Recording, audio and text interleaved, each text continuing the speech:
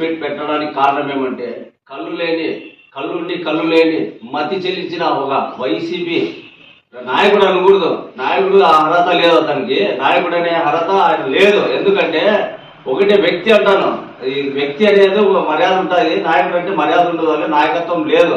ఎందుకంటే వ్యక్తి మాట్లాడిన దానికి ఈరోజు ప్రెస్ మీట్ పెట్టడానికి కారణము ఆయన ఏదో చంద్రబాబు గురించి చెప్తున్నాడు, ఆయన ఏదో అభివృద్ధి చేయలేదని. ఆయన ప్రపంచమే చంద్రబాబు పక్క చూస్తున్నది. ఎందుకంటే ఆయన విజనరీ మనిషి, విజనరీ ఉన్న నాయకుడు. ఖబర్దార్ నేను ఒకటే చెప్తున్నా, ఈ వ్యక్తి పేరు చెప్తున్నా చూడ, ఆయన ఫ్లయింగ్ బాబు అనే వ్యక్తి ఆయన పెద్ద గొప్ప లీడర్ అనుకుంటాడు. ఏం చూస్తున్నాడా? ఆయన చంద్రబాబు నాయుడు కాదు కదా, ఇంకా మా పార్టీలో ఎవరికి అసలు ఆయన తరమే కాదు. నాకు అడిగిన అర్హత లేని వ్యక్తి గురించి మాట్లాడము మీ ప్రెస్ పెట్టడం మాకు సిగ్గుచేట అనుకుంటున్నాం ఇప్పుడు. ఎందుకంటే సిగ్గుచేటే మాకే. ఏది మాట్లాడతాడు ఆయన, ఏదో కోతి చేష్టలు చేసుకుంటా, ఏది వయసు వస్తున్నది, వయసు కన్నా మర్యాద ఇస్తున్నాము. ఒకటి మాట చెప్తున్నాము, అయ్యా నీది దండిగా ఉంది చెప్పాలంటే. నువ్వు మా చంద్రబాబు నాయుడు దగ్గర ఎందుకు పోతావు? నీది నువ్వు చూసుకొని నువ్వు కట్టుకుంటే చాలా అయిపోయింది. వేరే వాళ్ళు ఏం అవసరమా నీకు చెప్పు? ఏదో ఏదో యూట్యూబ్ ఛానల్ వస్తేనే ఆయనకి ఏదో పూటకు వచ్చినట్ల మెంటల్ హాస్పిటల్ కన్నా పంపించే ఫస్ట్ అదన్నా కొద్దిగా ట్రీట్మెంట్ అన్నా చేస్తారు కొద్దిగా అందరూ. పార్టీ అంటే నిజమైన బిరుదు ఇది ఎవరికన్నా ఇవ్వాల్సి వస్తే ఇది ఫ్లయింగ్ బాబుకే ఇవ్వాలని చెప్పేసి అనుకుంటున్నాం మేము. ఎందుకంటే ఇతను 420 840 అని చెప్పేసి ఎందుకు చెప్తామంటే, గతంలో మసీద్లో 16 సంవత్సరాలు కానివ్వండి, ఎన్ని సంవత్సరాలు ఉన్నా అతను లెక్కలు చూపించుకోకున్నట్లా ఏదో వచ్చినాయి, అది ఇంత వచ్చింది అని చెప్పేసి అందరికి చూపించేది జోబులో మర్చుకొని పెట్టుకుంటా ఉంటా.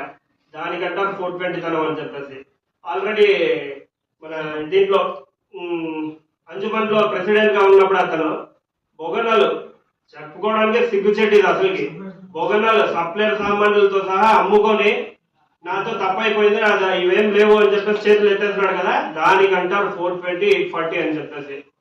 ఇంకొకటి కబర్స్థాన్ భూమి కూడా అమ్ముకున్నాడు. దాని గురించి కూడా మేము మైనార్టీస్ అంతా పోరాడినాము.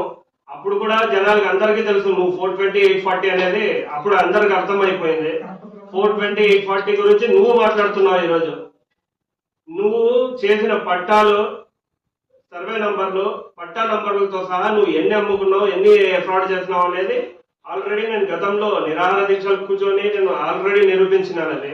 మైనార్టీ కాలనీ అని చెప్పేసి ఉంది. ఆ మైనార్టీ కాలనీలో 1 2 3 4 ఈ పట్టాలు ఎవరి పేరు పైన ఉన్నాయి? నువ్వు 420 తనం కాదంటారా దానికి? ఆ 420 తనం 840 తనం నువ్వు చేసే మైనార్టీ కాలనీలో ఉండే పట్టాలు కానివ్వండి, 296 పట్టాలు ధోని ముక్కల్లో ఉండేవి. దాంట్లో ఒక 100 కూడా నువ్వు పంచుకున్నట్ల మొత్తం అమ్ముకున్నావు ఆ రోజు.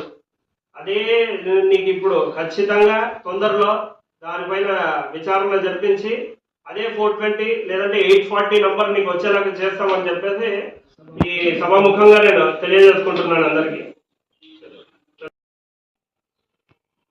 మా నాయకుడు 420 840 అని మీరు నిరూపించలేకపోయినారు.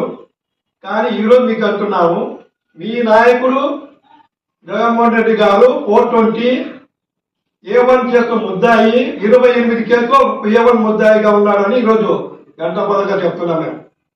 మేము కాదు ఆయన చెప్తున్నాడు, చంద్రబాబు నాయుడు కాళ్ళు పోయి మొక్కినాడని. చంద్రబాబు నాయుడు గారు ఎక్కడన్నా కానీ వీడియోలో మోడీకి కాలు మొక్కిని చూపిస్తే ఈరోజు మేము రాజకీయ సందేశం తీసుకుంటున్నాను ఈరోజు ముఖంగా చెప్తున్నాను. రైట్. ఈరోజు చెప్తున్నా, జగన్మోహన్ రెడ్డి రాజమండ్రిలో మోడీ కాళ్ళు పట్టుకున్నారు, అది నేను నిరూపిస్తా, వీడియోతో సహా పంపిస్తా.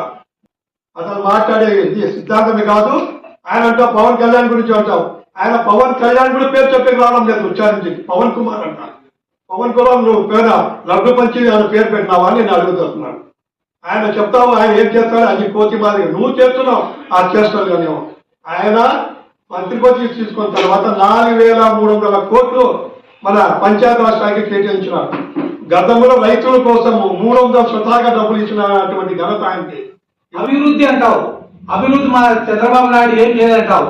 మీ నాయకుడు ఉన్నప్పుడు మొట్టమొదటిసారిగా మీ నాయకుడు గెలుస్తానే ఐరన్ లెగ్ పెట్టినట్టు ఐరన్ పెట్టనే కరోనా వచ్చేసా. ఏం అభివృద్ధి చేసినావు? 2 సంవత్సరాలు ఎవరికైనా చంద్రబాబు నాయుడు ఏం చేసినా అంటారు, నువ్వు ఏం సాధించినావు? కరోనా పేషెంట్లకి నీ చేతన సాయం ఏం చేసినావు? బస్సులో పోయి పరదాలు వేసుకుని పోయే సిద్ధాంతం నీది. నువ్వు మా చంద్రబాబు నాయుడు గురించి మాట్లాడే స్థాయి నీది కాదు.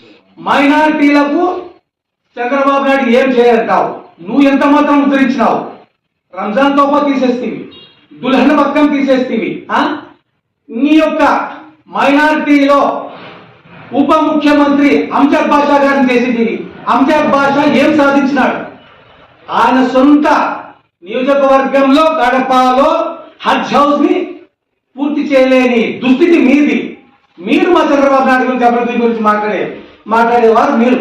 కానీ ఒక విషయం ఆలోచించండి, ఏదైనా కానీ మీ స్తోమతలో మీ హద్దులో ఉంటే మీ హద్దులో ఉండే విధిగా మాట్లాడండి, కానీ మీ హద్దు మిది మీదిగా మాట్లాడితే మీరు ఖబర్దార్. మీకు ఒకటే వాకిస్తున్నాం, మా తెలుగుదేశం పార్టీ ఆధ్వర్యంలో మా నాయకుడికి, మా అధినాయకుడు చంద్రబాబు గారికి మీరు ఏమైనా తప్పుడు మాట్లాడితే మీకు దాని గురించి పరిణామం మీరు ఎదుర్కోవాల్సి వస్తుందిగా ఈ సభాముఖంగా తెలియజేసుకుంటాను.